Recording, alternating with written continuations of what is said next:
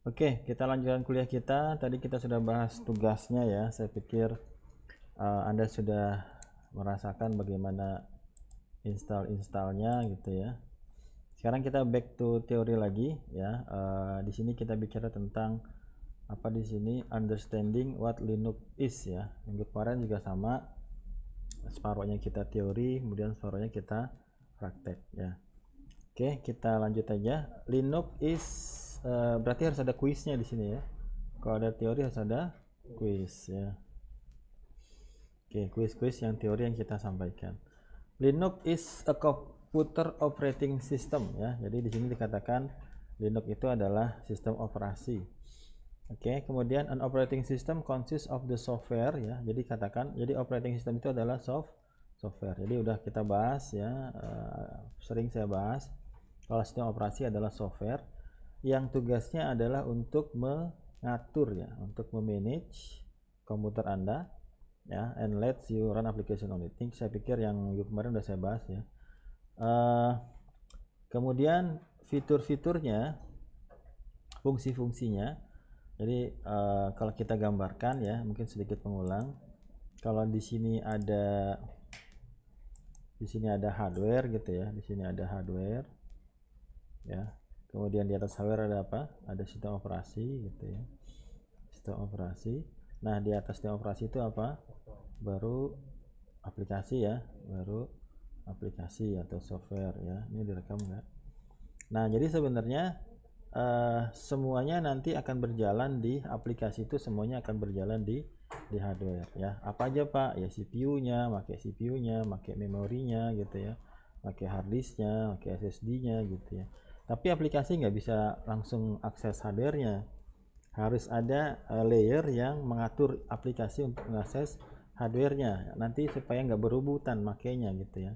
CPU-nya cuma satu, aplikasinya ada 10 gitu ya. Maka nanti tugasnya si aplikasi akan ngobrol kepada siapa? Akan ngobrol kepada sistem operasi. Saya mau pakai ini gitu ya. Maka aplikasi akan akses sistem operasi, nanti sistem operasi yang ngatur semuanya ya. Jadi sistem operasi itu kayak manajer lah ya. Scheduling yang ngatur waktunya, yang pakai CPU-nya kapan gitu ya. Tapi ingat ordernya adalah second ya, cepet banget gitu ya. Jadi ibaratnya kalau kita tidak bicara tentang multi core gitu ya, ada satu prosesor gitu ya, nanti prosesor itu dipakainya aplikasi satu, nanti ya digantian aplikasi dua gitu ya.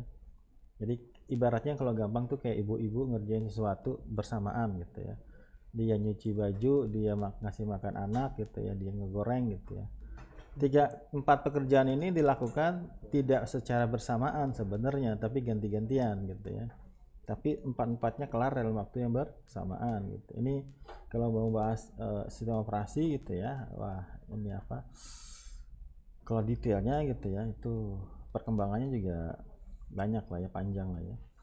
Oke, jadi di sini dia katakan software, sistem operasi adalah software yang tugasnya mengatur komputer and let you run application on it ya. Tadi sudah saya sampaikan. Jadi aplikasi itu jalan di hardware dengan bantuan apa? Sistem operasi gitu ya. Jadi kalau Anda sudah punya Android ya, di situ sudah ada sistem operasi yang mengatur app untuk mengakses hardware gitu ya. Nah, maka itu adalah komputer. The feature that make up Linux and similar computer operating system include the following. Jadi di sini bicara tentang fiturnya. Apa itu fitur? Fungsi-fungsinya. Ya, fungsi-fungsi secara general adalah sebuah sistem operasi. Sistem operasi itu bisa apa aja? Yang pertama apa? Detecting and preparing hardware. Apa itu detecting? Ya, jadi ketika kita nyalain komputer gitu ya, kita tekan start ya, maka dia akan ada run kernelnya macam-macam ya. Kemudian di situ ada juga fungsi di mana when the Linux system boots up ya, ketika sistem Linux itu nyala gitu ya. Apa di sini? When you turn on your computer. Jadi ketika komputer itu dinyalakan, it look at the component on your computer. Jadi dia ngecek apanya dulu? Ngecek CPU-nya ya, ngecek hard drive-nya, ngecek kartu jaringannya dan semua hardware-nya. Nanti ada suara error ya. Ya, kalau misalnya keyboardnya nggak ada gitu ya. Nanti ada bunyi beep gitu ya. Kalau dia ngasih tahu nih keyboardnya copot nih atau apa gitu ya. Nanti ada mekanisme ngasih tahu error bunyi melalui bunyi atau apa kalau ada hardware tertentu yang tidak siap gitu ya atau nggak connect ya. Kemudian apalagi unload the software ya. Di sini dikatakan driver sama modulnya ya. Di situ ya, itu fungsi yang pertama dari sistem operasi ya. Karena driver diperlukan untuk mengakses hardware tertentu ya. Udah pernah saya bahas ya, ketika kita punya sebuah katakanlah printer ya. Nanti printer itu kan dia akan bikin apa namanya dari perusahaan tertentu lah ya. Ya, di sini kita punya hardware. Ya, hardwarenya ya standar aja ya. Di situ ada CPU gitu ya, ada memori, ada hard disk gitu ya. Nanti di sini ada apa? Ada sistem operasi. Nanti di sini ada aplikasi. Misalnya aplikasinya apa, Pak? Misalnya aplikasinya adalah Word gitu ya. Ada Word di sini. Nah, kemudian kita punya apa? Kita punya printer. Nanti printernya kan ada dari Epson gitu ya. Ada dari Canon gitu ya, ada dari HP gitu ya. Nah, ini kan dia dari perusahaan tertentu. Ketika dia akan kita konekkan ke hardware-nya, ya bisa aja ada interface-nya ya. Secara hardware ada interface-nya. Tapi ketika berkoneksi dengan sistem operasi, maka dia perlu apa? Perlu driver. Ini udah pernah kita bahas minggu lalu ya. Oke, itu adalah yang pertama. Yang kedua apa? Yang kedua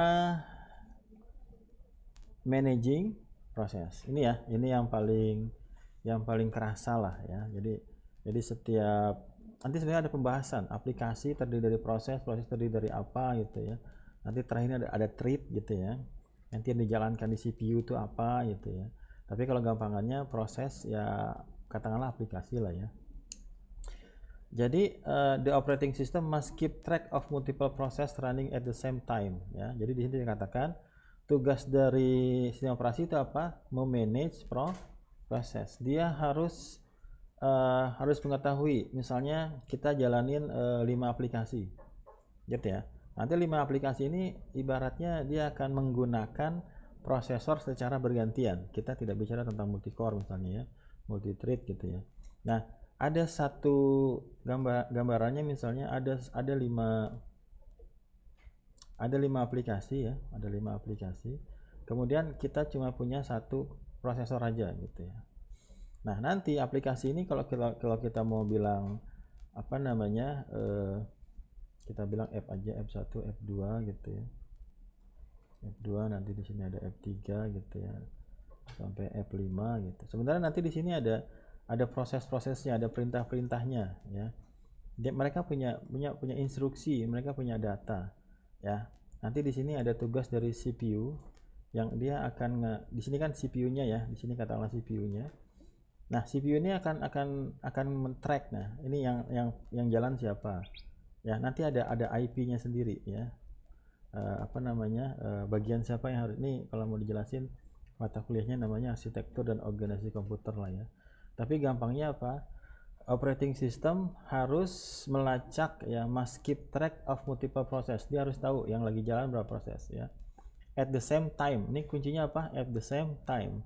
Ingat ya, sebenarnya yang dikatakan same time bisa aja bergantian menggunakan prosesornya, tapi memang bisa juga dia ada beberapa core yang berbeda gitu ya. Tapi saya nggak sedetil itulah, nanti mata kuliahnya ada sendiri. Tapi udah nggak ada kayaknya ya. Arsitektur dan organisasi komputer ya. Kemudian and decide which have access to the CPU ya, and when. Jadi CPU-nya satu, prosesnya banyak, tugasnya sistem operasi yang mengatur ya kapan proses yang mana yang mengakses CPU gitu ya. The system also must offer a way of starting, stopping, and changing the status of process. Ini sampai sini nanti kita ya. Di Linux sampai sini bisa lah ya. Di Windows juga sebenarnya bisa juga. Berarti apa tadi yang kedua? Memanage proses. Nah, udah. Ini kalau saya bikin formatif 30 menit terakhir udah banyak pertanyaannya ya. Apa yang ketiga? Yang ketiga adalah managing memory ya.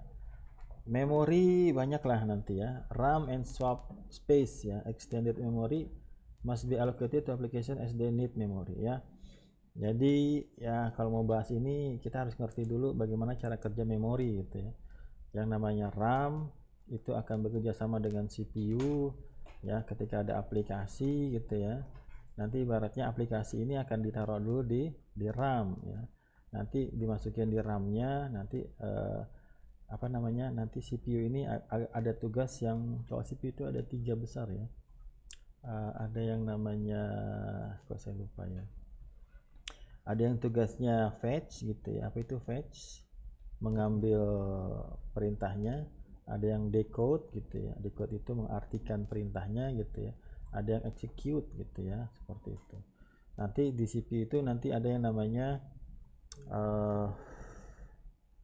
ada yang data bus macam, ada, kalau bus itu ada berapa macam? Kalau bus ada address bus ya, ada apa namanya, ada address bus, ada apa lagi, ada control bus ya, satu lagi apa kalau bus itu, ada satu lagi nih, saya lupa ya. Kalau address bus ini apa, pengalamatan di memorinya ya. Kemudian kalau control bus itu apa, apakah dia nge-write atau dia read gitu ya, seperti itu. Ada satu lagi data bus kalau nggak salah ya. Data bus itu berarti dia yang akan mengambil perintahnya, perintah atau data gitu ya. Jadi kalau mau didetailkan ya, CPU itu semua aplikasi yang akan di-run di CPU akan ditaruh di mana? Di RAM. Ya, gimana caranya Pak? Jadi semakin banyak aplikasi yang dibuka, maka semakin banyak menggunakan memori. Betul? Karena setiap aplikasi harus ditaruh dulu di RAM. Pengaruh di RAM seperti itu. Kalau kita cuma punya 2 memori, ya kesian apa komputernya gitu. Apalagi cuma 1 giga gitu ya. Kita bukanya, kita punya 1 giga doang, tapi kita buka 10 web gitu ya, 10 browser gitu ya. Ya habis ya, satu browser aja 300 kan misalnya, ya habis gitu ya. Karena konsepnya adalah setiap perintah yang akan dieksekusi di CPU harus ditaruh dulu di RAM ya, seperti itu. Nanti si CPU-nya akan ada address busnya. Ini kalau mau saya detailin ya, nanti di sini ada CPU, di sini ada memori gitu ya. Nanti di memori ini kalau kita bilang di sini ada CPU ya, nanti ada satu yang koneksi ke mana tadi, address busnya. Kalau address bus itu untuk apa? Pengalamatan. Karena memori itu terdiri dari alamat-alamat ya. Jadi kita mau ngambil yang mana nih? Karena nanti di memori ada apa? Ada instruction, juga ada apa? Ada data gitu ya. Jadi yang kita ambil itu bisa instruksi, bisa data. Nah, address bus ini untuk apa tadi? Untuk pengalamatan. Nah, nanti di sini ada alamatnya yang saya bahas. Kalau 32 giga maka bisa pengalamatan berapa? 4 giga ya. Pengalamannya bisa 4 giga ya. 32 bit komputer bisa mengalamatkan berapa? 4 giga byte. Nanti alamatnya di sini ya, tapi saya nggak detailkan lagi lah. Jadi kalau address bus itu apa? Untuk melihat alamat ke berapa. Kemudian kalau ini saya mungkin yang salah, yang database udah agak lama saya nggak bahas ini. Kalau database itu ngambilnya ya, kemudian satu lagi apa? Control bus itu mau di read atau mau di write gitu ya, mau di read atau mau di write gitu ya. Jadi kalau dia read diambil gitu ya, tapi kalau di write dari hasil di CPU-nya ditaruhnya di memorinya gitu ya. Itu ordernya apa? Nanosecond. Ini mata kuliahnya arsitektur dan organisasi komputer ya, menarik banget ini sebenarnya ya. Kita bisa belajar dari yang sistem paling sederhana sampai yang paling terakhir ya. Jadi intinya apa di sini? Tugasnya sistem operasi itu banyak ya. Yang kedua tadi apa? Managing proses ya. Oke, yang ketiga apa tadi? Managing memory ya. Ada RAM, ada swap gitu ya, macam-macam. RAM and swap space. Apa itu kalau swap? Swap itu dimana kalau di Linux? Kalau zaman dulu berpengaruh sekali. Hard disk yang dijadikan sebagai RAM ya, extended memory ya, gitu ya, swap.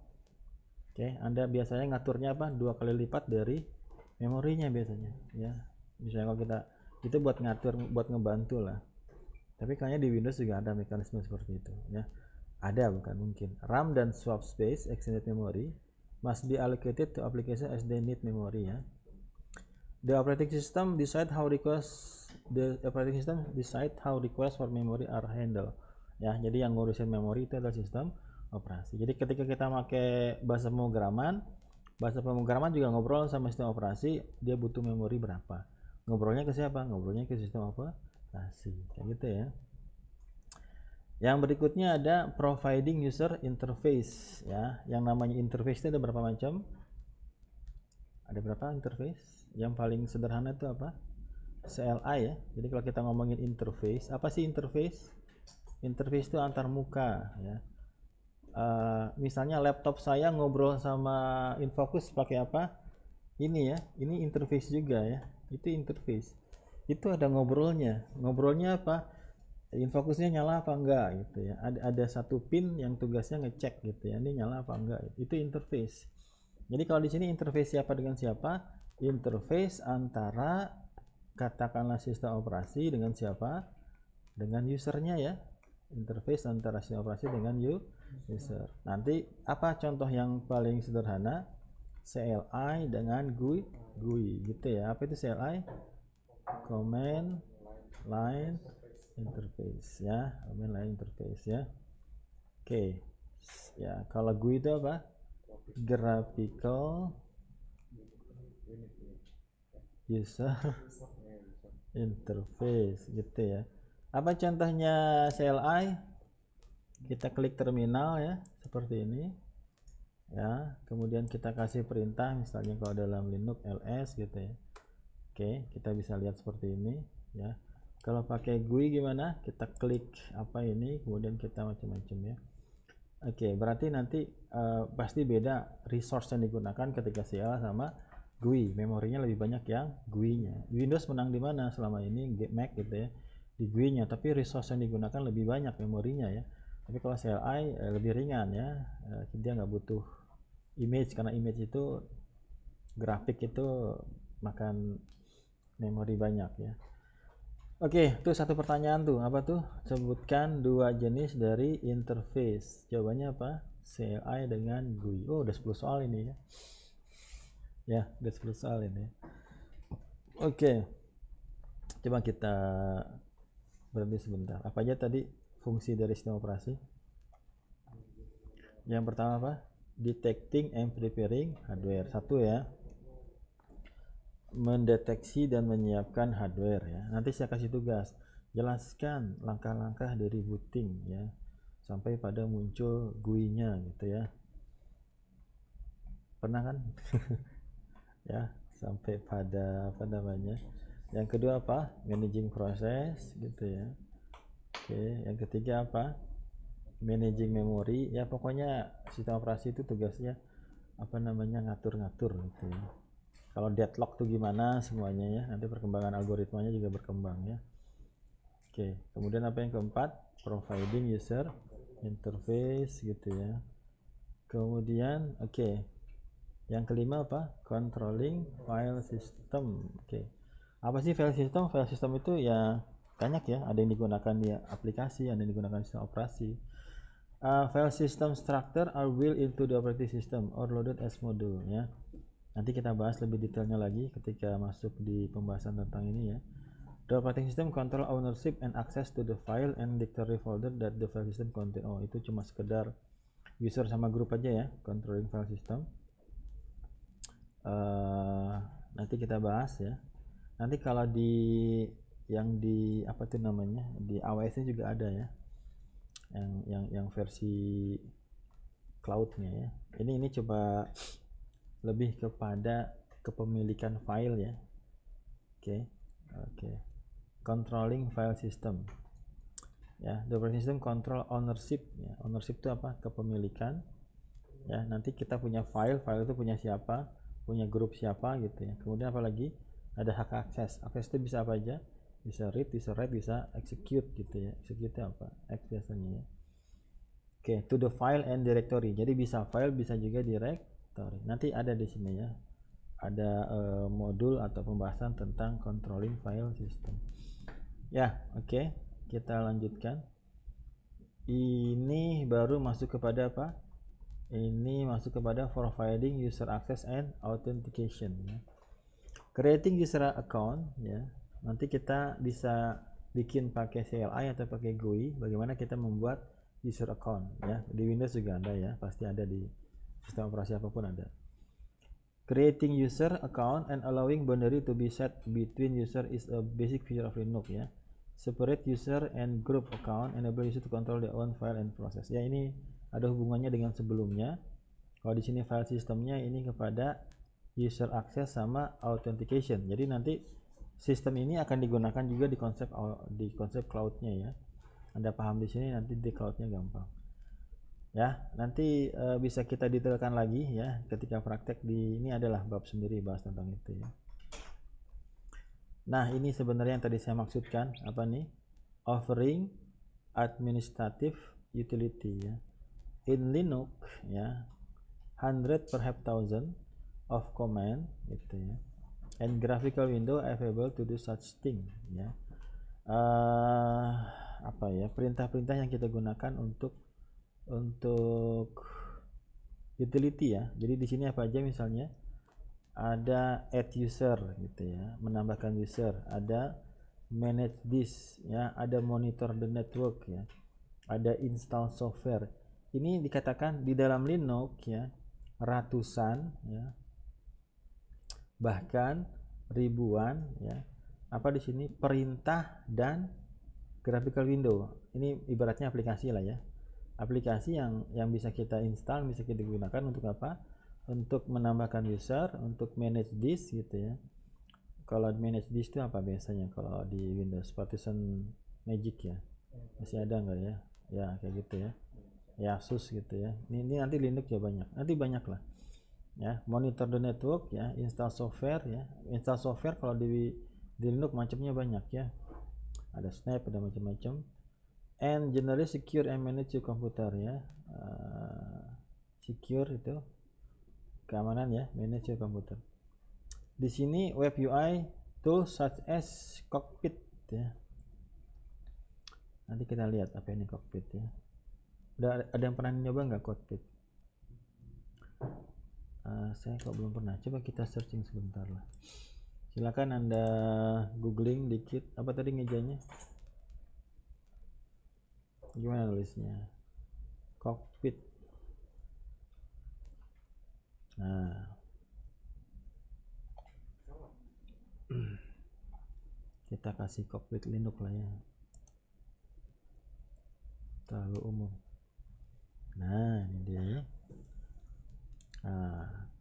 What is Cockpit in Linux ya? Oke ya, nantilah bisa jadi integrasi. Ya, ini intinya apa? Linux itu banyak perintah-perintah atau aplikasi yang digunakan untuk administrative utility ya. Kita lanjutkan aja. Yang berikutnya apa? Starting up services. Nah, di sini juga ada nanti bab sendiri. To use printer ya, untuk menggunakan printer, handle log message and provide a variety of system and network services. Ya, di sini udah agak intermediate lah ya. Process call daemon, process run in the background, waiting for request to come in. Many type of services run in the Linux ya. Di backgroundnya biasanya service itu banyak running ya. Kita nggak lihat di depannya ya. Ini kalau diartikannya apa? Layanan ya, services ya. Tapi masih sederhana ya. Ya, sampai sini nanti kita ya. Bagaimana kita start service, bagaimana kita stop gitu ya. Bagaimana kita membuat dia run secara otomatis ketika Linux boot up gitu ya. Kemudian di sini berikutnya ya, ini barusan yang saya jelaskan ya. Linux provide different way of starting and stopping these services ya. Linux menyediakan berbagai cara untuk memulai dan men-stop service-service ini. In other words, while Linux include web browser to view web page, it can also be the computer that serve up web page to other ya. Ini intinya ya, nantilah kita lebih perdalam lagi ya. Popular server fitur include web, mail, database, printer, file, DNS. Ini contoh-contoh service yang bisa diberikan aja ya. Seperti itu. Ini cuma fokusnya adalah nanti kita akan belajar bagaimana kita men-start ya sebuah service, stop gitu ya, automate dan lain-lain seperti ini. Ya, berikutnya apa? Programming tool. A wide variety of programming utility for creating application and library for implementing specially interface are available within Linux ya. Ibaratnya cross platform lah, yang aplikasi yang dijalankan. Ini fokusnya pada programming tool ya. Kalau kita ngoding pakai Java, kita ngoding pakai PHP, pakai Python gitu ya, itu sebenarnya udah nggak ada masalah gitu ya. Nanti mereka menyediakan versi Windows, ada versi Linux, ada versi Mac-nya gitu ya. Jadi kalau masalah ngoding itu bukan masalah, yang jadi kadang itu misalnya versi aplikasi yang sudah running well lah ya di Windows-nya. Oke. As someone managing the system ya, di sini dikatakan bisa menggunakan GUI atau shell. Shell itu yang CLI ya. Ini sudah kita bahas. Modern Linux system now go way beyond what the first Unix system. Ini dikatakan kalau zaman dulu Linux cuma pakai CLI, sekarang sudah menggunakan interface GUI gitu. Nanti di materi yang di LMS minggu ini kita bahas yang GUI-nya. Ya, di sini ada clustering ya. Linux can be configured to work in cluster. Apa itu cluster? Kita hubungkan ya beberapa Linux ya supaya dia bisa form lebih baik. So that multiple system can appear as one system to the outside world ya. Services can be configured. Ini kayaknya nggak sampai cluster lah ya. Saya nggak pakai cluster, nggak sampai cluster. Ada lagi virtualization. Kita udah praktek yang sederhana pakai VirtualBox ya. To manage computing resource more efficiently, Linux can run as a virtualization host ya. On that host you could run other Linux system ya. Ini udah kita praktekkan, saya pikir Anda sudah bisa ini. Yang berikutnya apa? Cloud computing. Cloud computing nanti Anda dapat mata kuliah yang saya tahu ada 3 ya. Ada cloud dasar, ada cloud lanjutan, ada secure cloud. Dan nanti Anda akan dapat juga yang AWS cloud-nya ya. Jadi yang cloud saya pending dulu karena nanti ada mata kuliah yang khusus membahas tentang cloud computing gitu ya. Ini udah kita bahas ya. Jadi di cloud juga Linux juga main di situ. Ini contohnya ya, project as OpenStack and Red Hat virtualization ya, can simultaneously manage many virtualization hosts. Oke. Ini saya pikir saya skip aja. Real time computing juga sama ya. Oke. Kemudian ya ini saya skip aja lah ya. Some of these advanced topic ya, beberapa topik lanjutan ya, advanced are not covered in this book ya, karena kita hanya dasar-dasar Linux saja. However, the future cover here for using the shell. Kita akan belajar bagaimana menggunakan CLI, terminal, shell. Working with this, bagaimana bekerja dengan this. Starting and stopping services, tadi sudah saya sampaikan. Configuring a variety of server should serve. Nah, tapi yang server enggak ya? Saya nggak sampai server. Tapi kalau di bukunya itu sampai ya. Di bukunya itu sampai. Mana bukunya? Coba saya kasih tahu bukunya. Yang ini ya. Jadi dua buku yang saya pakai. Salah satunya bukunya bicaranya tentang ini. Ya, apa judulnya itu? Ubuntu Linux Bible ya. Nah, yang kita bahas sekarang yang part 1 ya, getting started. Ya. Ini sebenarnya nggak boleh tampilin seperti ini ya, tapi nggak ada yang nonton juga ya. Kita lagi bahas starting with Linux di sini ya. Ini udah kita lalui. Nah, nanti di part 2-nya ya. Di sini ada part 3 ya. Jadi part 3 ini saya nggak sampai part 3, mungkin pernah saya sampaikan di awal-awal. Di part 3 ini bicara bagaimana kita masuk kepada becoming a Linux system administrator-nya. Nanti ada mata kuliah sendiri yang tentang sama seperti cloud computing, ada server tentang di Linux ya, di level dasar sampai lanjutannya juga ya. Nanti kita ada mata kuliah sendiri yang bicara tentang Linux System Administrator ya, dari yang dasar sampai cloud juga ada. Jadi mata kuliah ini itu bisa digunakan di 3 mata kuliah minimal ya. Ada di cloud, ada di server, sama di dasar-dasar Linux-nya seperti itu ya. Jadi tadi yang dibahas itu sebenarnya beberapa poin yang dibahas di mata kuliah yang lanjutan gitu ya. Jadi sabar aja, kita ikutin aja ya. Nah, kalau di Linux Server Administrator ya, di situ sampai pada configuring client server macam-macam ya. Saya hanya sampai pada part 2 nya aja di sini ya, using cell ya, moving around the file system ya. Ini masih gampang lah ya. Working with text file juga sama, sampai pada writing simple shell script ya. Kita bikin script yang bisa run. Apakah dia run ketika kita panggil, maka ada beberapa perintah yang kita jalankan ya. Itu konsepnya seperti itu. Jadi nggak terlalu dalam lah, nanti di semester berikutnya Anda masuk ke buku ini masih bisa digunakan gitu ya.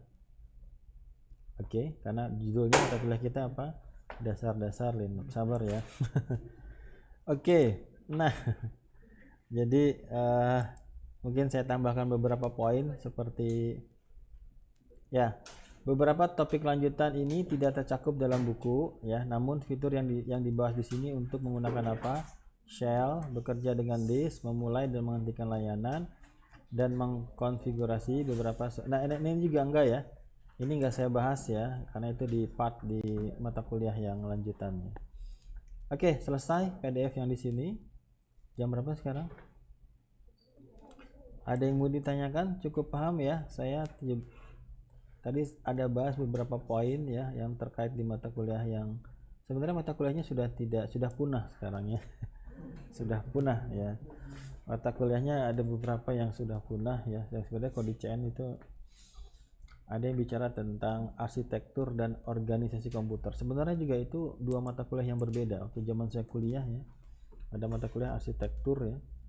Nah, kita pelajari dalamannya, prosesnya seperti apa gitu ya. Dulu waktu saya kuliah juga ada mata kuliah namanya mikroprosesor 1, mikroprosesor 2 ya. Kita bahas mikroprosesor 4044 gitu ya, 4 bit ya, sampai Pentium gitu ya. Tapi kalau udah membahas yang arsitektur yang teknologi prosesor yang up to date, itu udah jelimet banget ya, udah pusing. Biasanya ya sampai Pentium 3 lah kita masih bisa lah, masih sederhana ya. Udah yang lebih ininya udah pusing kita ya, ngebahas arsitektur sama organisasinya. Nah, yang saya jelaskan beberapa tadi itu ada di mata kuliah ini ya, minimal Anda ada sedikit lah ya. Jadi kalau mau silahkan dicek lagi ya. Oke, cukup ya. Jadi di situ kita lihat beberapa poin ya. Ada berapa tadi? Ada 1, ada 2, ada 3, ada 4, ada 5 ya, ada 6, ada 7, ada 8, 9 ya, 9 programming tool ya. Oke, 9 ini clustering juga ya. Udah agak naik, ada intermediate ya. Ya, oke, itu materi part berapa itu? Part 2 ya. Kalau part 3 nya apa?